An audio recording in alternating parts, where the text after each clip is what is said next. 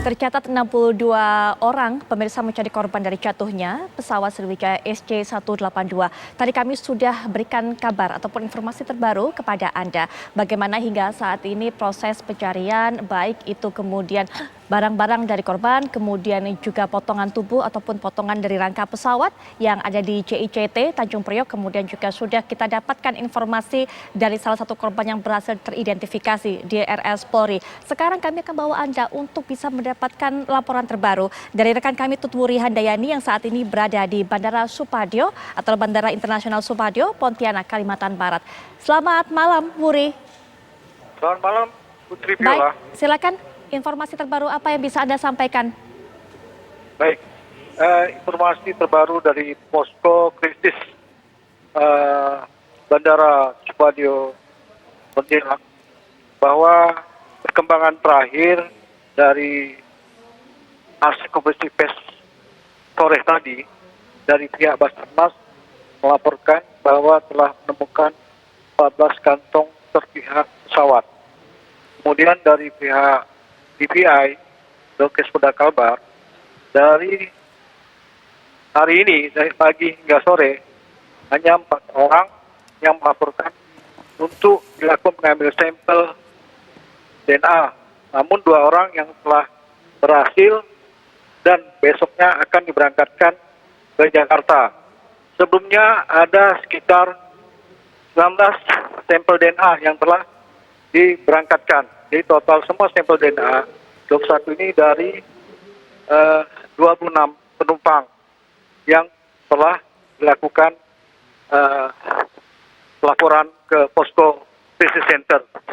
Dari 39 jumlah keluarga korban yang melaporkan. Nah, dari 21 sampel DNA ini artinya esok hari akan segera diberangkat, 19 sudah diberangkatkan ke Jakarta, yang 2 besok, nah, termasuk 4 korban, keluarga korban, yang sebelumnya 9 dari pagi dengan penerbangan SJ185 telah ditangkapkan ke Jakarta untuk mengikuti proses evakuasi ataupun identifikasi korban dari tragedi pesawat Sriwijaya SJ182. Sedangkan 4 orang korban dari sore menggunakan pesawat Sriwijaya 187 bertolak Jakarta, di mana seluruh korban difasilitasi oleh maskapai Sriwijaya Air, termasuk biaya transportasi dan akomodasi selama berada di Jakarta. Baik, Wuri, mungkin juga bisa Anda berikan informasi kepada kami selain tadi sampel DNA yang sudah didapatkan oleh pihak yang ada di Balikpapan, kemudian juga ada data-data apa saja yang disampaikan oleh pihak keluarga? Data-data yang disampaikan terkait dalam proses identifikasi kemudian hari, yaitu data masa kartu keluarga, terus terkait identitas korban, harus diserahkan kepada pihak posko yang berada di Bandara Internasional Supadio Pontianak ini. Nah, data-data inilah yang akan nanti menjadi bagian dari identifikasi korban. Berikutnya artinya penemuan jasad korban diidentifikasi. Sedangkan DNA itu sampel darah juga diambil terhadap keluarga korban. Korban yang korban inti, artinya korban yang sedara. Baik, terima kasih Wuri atas informasi yang sudah Anda sampaikan. Kami akan terus update, kami akan terus tunggu bagaimana informasi terbaru dari sana. Sekali lagi terima kasih, selamat bertugas kembali. Baik, pemirsa, kita akan berbincang-bincang dengan para narasumber yang sudah bergabung bersama kita tentunya di malam hari ini. Kita akan soroti sebenarnya bagaimana industri penerbangan itu kemudian memprioritaskan pemeliharaan pesawat karena ini tentunya berhubungan dengan keamanan. Nah, sudah ada di samping saya Kapten Sadrah Nababan yang juga merupakan pilot senior dan pengamat penerbangan. Selamat malam, Cap. Selamat malam. Bagaimana kabarnya? Baik, senang sekali Cap bisa datang ke sini. Cap, mungkin sebagai awalan ini kita ingin sekali mengetahui dalam standarnya, SOP-nya, prosedur yang harus dilakukan begitu. apa saja yang harus diketahui oleh seorang pilot sebelum menerbangkan pesawat tersebut mengenai kondisi pesawatnya? Apakah hanya sebatas kondisi pesawat saat itu layak terbang atau tidak, atau sudah mendapatkan sejarah sebenarnya pesawat ini pernah mendapatkan apa saja atau mungkin spare part-nya diganti dan sebagainya? Ya, jadi kita pilot itu sebelum terbang, dia tentu menyiapkan dirinya sendiri ya dengan dokumen-dokumen yang sangat seperti license dan lain sebagainya itu. Nah, begitu dia sampai di bandara, dia akan menuju ke namanya flight operation. Nah, di flight operation itu dia nanti akan diberitahu pesawat yang akan dia terbangkan kemana, yang mana dan kemana dan sebagainya. Lalu di situ ada yang namanya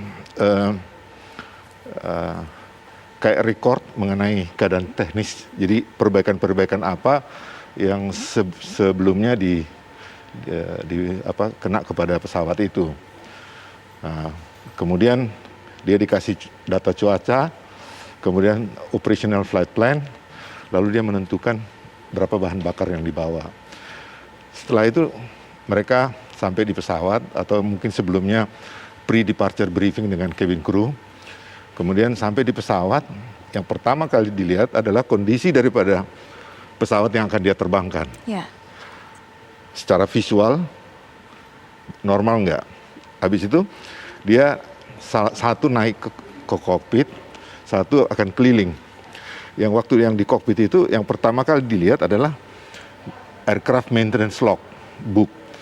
Di situ apakah pesawatnya sudah dirilis oleh teknisi yang berlisensi.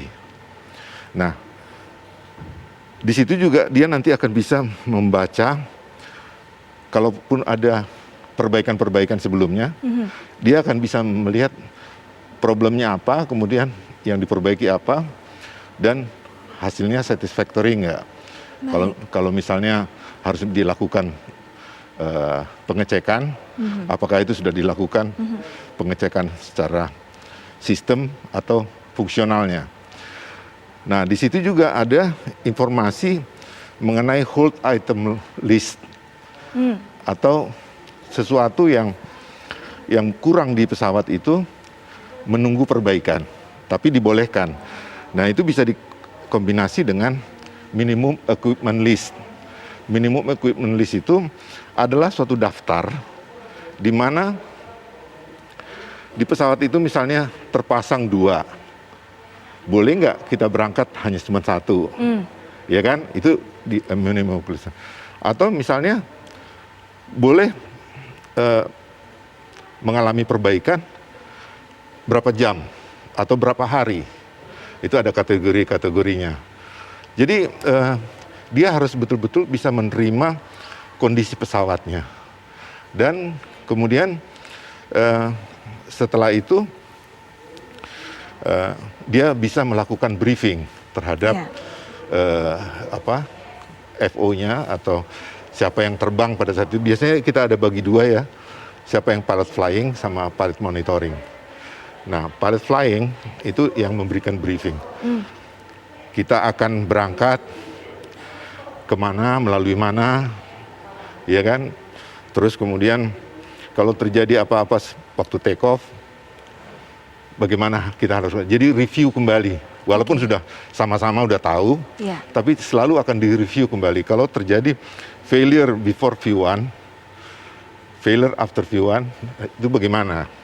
Karena ada kecepatan critical ketika take off. Baik. Jadi yang pertama itu keadaan pesawat itu betul-betul dia harus yakini.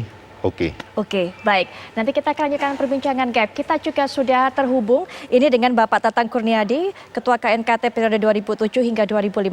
Selamat malam Pak Tatang. Selamat malam Mbak, silakan. Baik, Pak Tatang, KNKT ini bagaimana hingga sejauh ini melihat proses pemeliharaan pesawat yang dilakukan oleh para perusahaan-perusahaan yang ada pelaku industri penerbangan di tanah air? Dan apakah memang sebelumnya dari kasus-kasus yang ada, KNKT kemudian pernah memberikan rekomendasi terkait dengan proses pemeliharaan pesawat?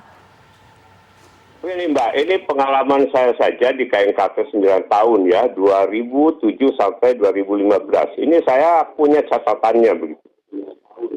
Dari kecelakaan udara saja yang sebanyak waktu itu sekitar 201 ya, terdiri dari 95 eksiden, 106 itu serious incident. Kami mengeluarkan rekomendasi untuk udara itu 513.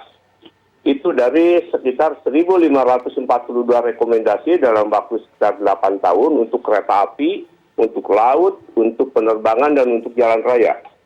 Laporan-laporan kami yang berisi rekomendasi itu diberikan kepada satu presiden melalui UKP 4 waktu itu. Yang kedua kepada DPR RI, saya masih punya arsipnya. DPR RI Komisi 5. Yang ketiga kepada Menhu, baru kepada stakeholder yang lain, perusahaan penerbangan, kemudian dikirim ke ICAO dan lain sebagainya. Itu. Nah, memang kalau kita berbicara rekomendasi, saya paling menghindari pertanyaan berapa persen. Karena KNKT itu tidak mempunyai kapasitas untuk mengontrol itu. Itu adalah suatu masukan yang diberikan kepada stakeholder supaya penerbangan atau transportasi selamat, aman, dan mereka harus melaksanakan dan penuh kesadaran. Jadi KNKT itu memang tidak didesain untuk mengontrol dan memaksa rekomendasi itu dilaksanakan. Dia untuk melaksanakan sebagai aturan safety investigation namanya itu. Sebagai bagian dari aturan ICAO yang dikenakan kepada Indonesia karena Indonesia menjadi anggota ICAO penerbangan kita itu. Nah itu aturannya. Jadi rekomendasinya tidak sampai di-enforce oleh KNKT begitu. Baik, Pak Tata, nanti kami akan lanjutkan kembali perbincangan bersama Cap juga. Bersama nanti kita juga sudah terhubung nanti adalah Bapak Alvin Lee selaku pengamat penerbangan. Tapi setelah jeda berikut ini kami segera kembali.